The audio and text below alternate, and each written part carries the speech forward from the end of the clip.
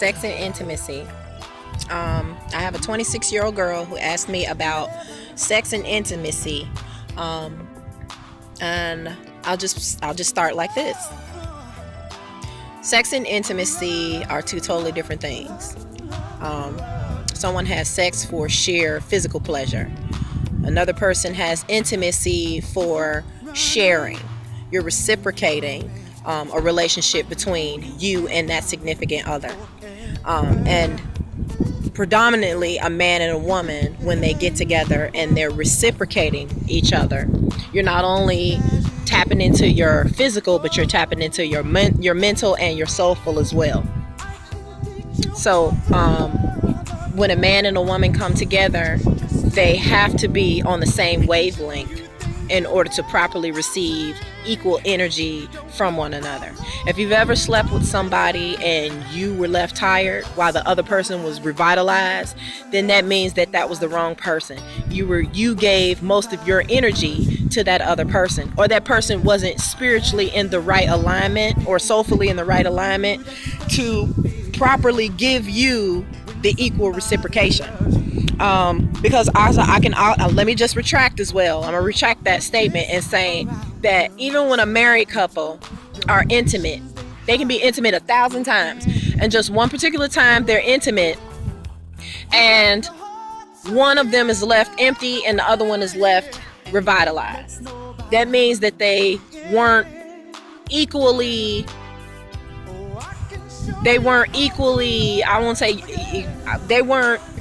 one was stronger than the other. One wasn't ready to receive that intimacy and the other one was.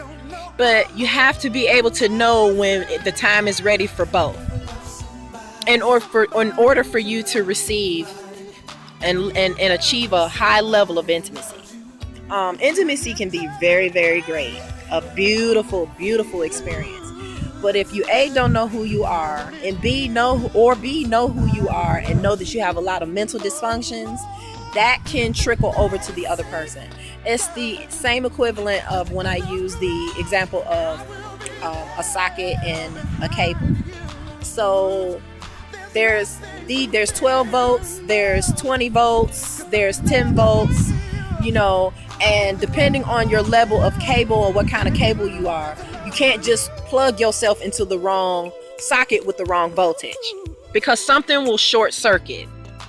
I can't describe it any other way than that.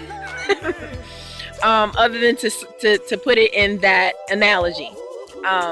Because when you're intimate with somebody, you want to make sure that you are compatible to equally receive shared energy. It's reciprocated. Making love to someone is not about just the physical aspect of it, because that's what leaves people empty. It leaves you just an empty shell. There's nothing. Somebody's drained your life force. You have nothing left in you but bitterness, strife, and envy. Have you ever noticed it's a lot of, especially Ethereal women? I don't call black women black. I don't like the word black because it's stupid. There's no black America or no black or Blafrica or Blasia, and I don't know where that black come from, but we're Ethereal people because we're ether-based, we're carbon-based people, and that's on the periodic table of elements. So as far as I'm concerned, we're Ethereal people. Now I know you've seen a lot of Ethereal women who are older, they're bitter, they're like very sour, they have a disdain, disrespect, blatant disrespect, they have no customer service skills, no people skills. 9 times out of 10, those women were subjected to men who did them wrong. And therefore, they have no trust issues. And not only do they not have trust issues, but they have this quote unquote baggage. And men and women can sense that a mile away. Baggage is a lower form or lower name for demons or multiple spirits. I don't use the word spirits either, because spirituality and soulity is two totally different things, and we can get into that provided somebody asks that question too. But for the time being, we're just gonna say soul. You have too many soul ties.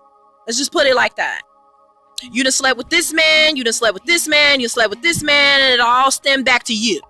Because what happens is when you're intimate and then You don't allow yourself time to move away or detoxify yourself from that last man. You allow yourself and your quote unquote baggage to go into another relationship. You're taking those attributes of that other person with you. That applies to men too. Let me just let this be clear. Just because you're a man and you still have that current attached to you. And when you come into another relationship with another woman, you're going to have her current on you too. Because DNA is DNA. I don't know what make people think that DNA is not traced on and tracked on to somebody else. Fluid is fluid. You looking at it as fluid. But inside, if you look with a deep microscope, those are particles, atoms, that's attaching themselves to your body. No matter how much you slice and dice that, when you put yourself inside of a woman, you're getting her DNA. There's no way around that. And that's still a soul tie, no matter how you slice and dice it. So for this 26-year-old woman, intimacy is determined on your level of evolution.